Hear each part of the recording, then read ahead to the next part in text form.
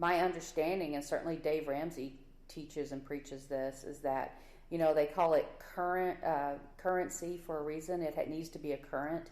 If the energy of the money is not leaving your hand as well as coming into your hand, it won't be coming into your hands very, very long. It needs to leave. It needs to have a current. If you espouse the energetic, side of things. And so studies show that the more money people make, they give less and less and less, whether that be through donations, giving, bequeathing, whatever. The more money you make, the more you hold on to, and you don't realize it. Well, what happens, they say, is that the people start to, or what you do psychologically is the more you attain, there's a tendency to hold on to it for fear of losing it again. And, for sure. And yeah, I have had to fight that in my own life. Absolutely.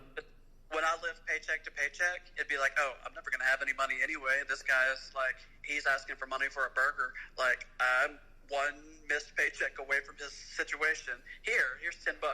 And then when I started to stack a little bit of cash up, it's like, oh, well, you're almost to this next milestone. And then you want that, and then you can give.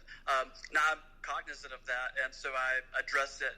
I try to address it when I see it, but I totally hear what you're saying about currency and the flow of money and our mindsets about it. Yeah. That's totally a sidebar, but I just find it very interesting. And so to get that out there, that for me, I can't just wait till I feel like it. It needs to be kind of worked into my accounts where I'm giving on a regular basis, or, I just don't trust me to do that. So right, it has to be implanted in our values. Yes. And habit and pattern, and it wouldn't be a James and Tammy conversation, by the way, if there weren't sidebars. Right? Maybe we could do a conversation of only sidebars, but then would they be sidebars? So, what was your very, very favorite, probably your favorite place? I think I know what the answer to this, but and it doesn't even have to be your favorite place that you worked. Your favorite place that you've been to, period. Oh, I had a different answer, but now I'm going to go. A favorite place I've been to, period. Or say both of them. Say both answers. Okay. Going to Petra in Jordan, which I didn't work there, but I was in Bahrain and had the proximity to go with some time off. And it's because it's unlike any place I've ever been. And the Jordanians are really cool people. I've traveled some in Middle Eastern countries where I wouldn't say that they're really cool people, but the Jordanians are really cool. And is the Bedouin, like the kind of Johnny Depp looking desert hippies, like camped out with them, and they were amazing. And my favorite place where I have lived would probably be the UK, and I have done 2 6-month stints there. And Lucky. The first, I traveled every single weekend to like the national parks and to like the smaller towns and villages, and only did London a couple times the first time. But then I've seen the UK, I've seen Wales, I've seen Scotland, I've seen Northern Ireland, I've seen Ireland, I've seen, am I missing one? Wales, and all of Britain. And I'm like, I'm just going to go hang out in London. And so I went for 6 months every single weekend. I met you a few of those, I think, or one of those. You did come over. And so, like, I had come out at that point, and so, like, I could date, and I could go to the shows, and I could eat food from all over the world, and that's just such every freedom. weekend in London for 6 months. It was beautiful, and it was like I would talk religion and spirituality in the streets, or people handing out their Qurans, and then I'd talk to the Jesus people and make common cause with them. And there's a Hindu community and a Buddhist community and Jewish communities, and I just like made friends with everybody, talked to everybody, and it wasn't a big deal to be gay there because it's London, and it's just everybody kind of fit, and there's nonstop action and culture, and going to the shows and finding the the ticket people that get you half price and tell you, like, oh, you really like this one, you're going to like this show. London is expensive, and it's amazing and beautiful. And was it just me, or it seemed like, I mean, like I went on a couple of weekends, once to meet you, once to meet my friend Beth. And it seemed like the ticket guys, they remembered me. And I don't know if it's because of red hair or no, there's a lot of redheads there. Or the southern accent, I don't know. Might have been that Texas twang. I can't even imagine it. But it was just really very friendly. And then I hear, well, that's not typical for there. But I have never had really a bad experience there. And much like here, a melting pot of culture. For sure. And it's just nonstop action and not like, you said you didn't have bad experiences. And some people travel and they do, and they bring something within themselves is inviting negativity. Because when I've been in a bad place and I've visited somewhere, well, then the service isn't good and the food isn't good and people are looking at me. Good point. But usually upon reflection, like, dude, that was a lot of what was going on in your personal life at the time. Don't blame that, an entire culture. Well, not to say that people can't be rude there or anywhere, but for sure. How I receive it in general, you know.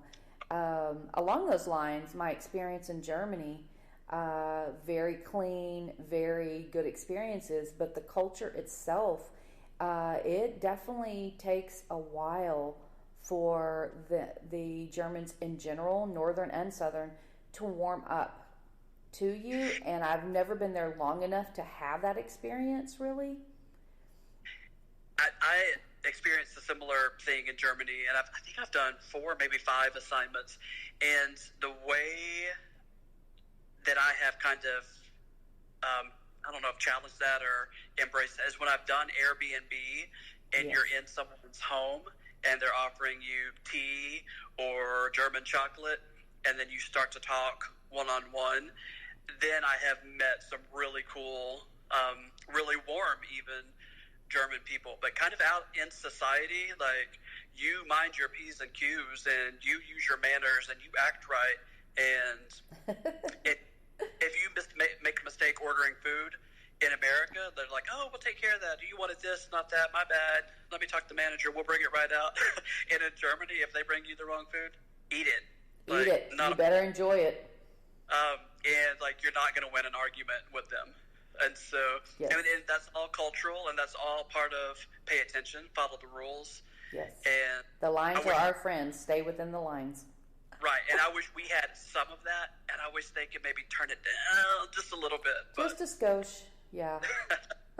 Well, and that goes back to my experience here and really in Okinawa as well, because I've never really worked in mainland Japan, but it's that if you don't like it, we're going to do what we can to fix it. That becomes infectious. It does, and I tried to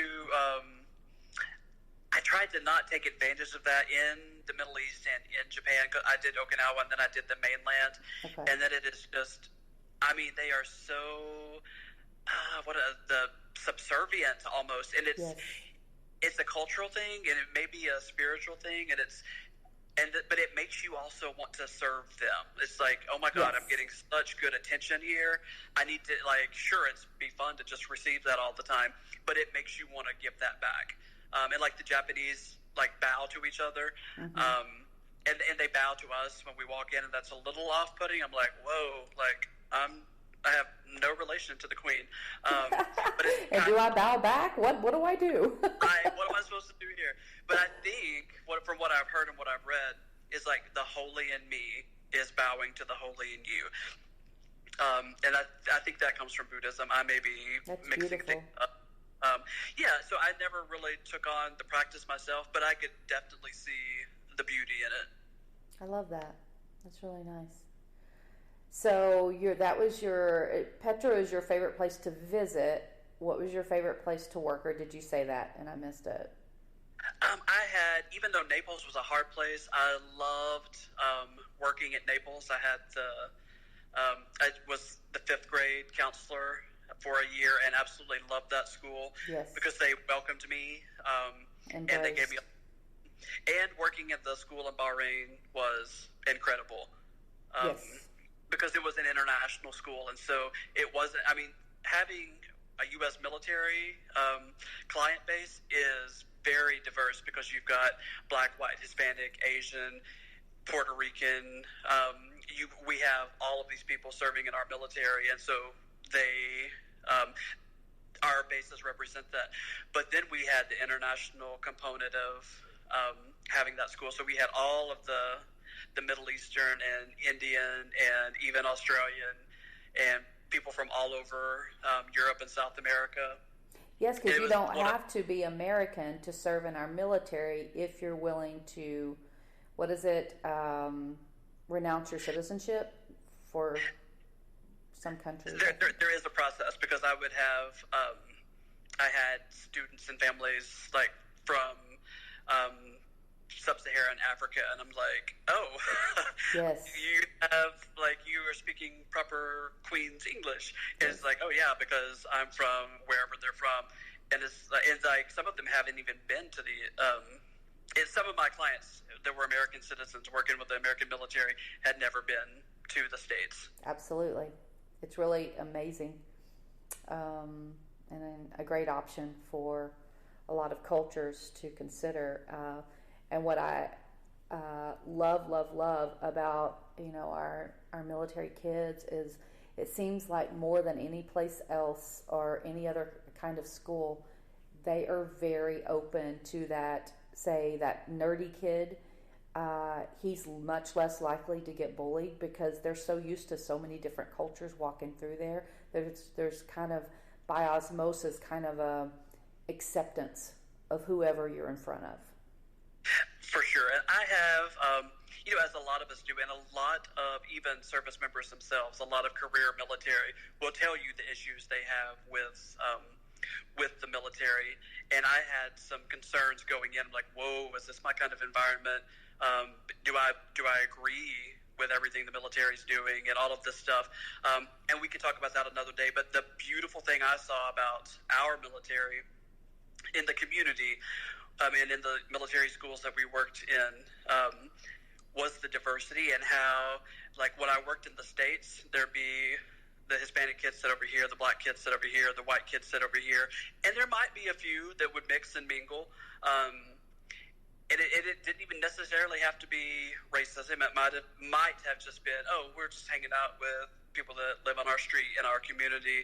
But in the military environment, like, it is so common for someone's best friend or their girlfriend or their crew to be Black, white, Hispanic, gay, straight, yes, Christian, atheist, New Age. And as little kids, they're playing in the sandbox together, and then they're playing soccer together, and then they're on the school basketball team together.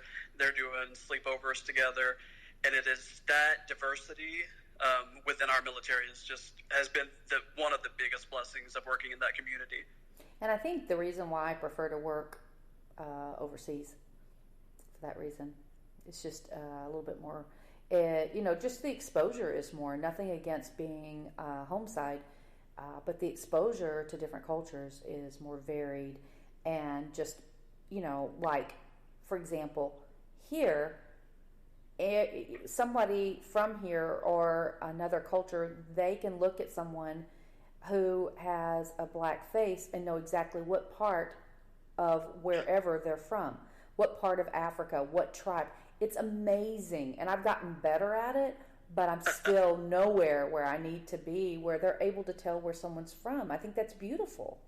It's great. I have an Indonesian friend who she's like, oh, that person is from Japan, that person's from Korea, that person, I'm like, how do you know? How do you do that? And then I've got the white liberal guilt of like, oh, I'm not supposed to notice, I'm not supposed to make any associations. You're right. You're right. Is that racial profiling? Is that culture profiling? What is that? Exactly. So, well, let's see. Anything else that we should cover? There's so much. It's almost like we have these huge vats of gelato, and we're we're only going into samplers, and all of it is so good, and I want to dive into all of it. But yeah, we've given a good appetizer. Yes,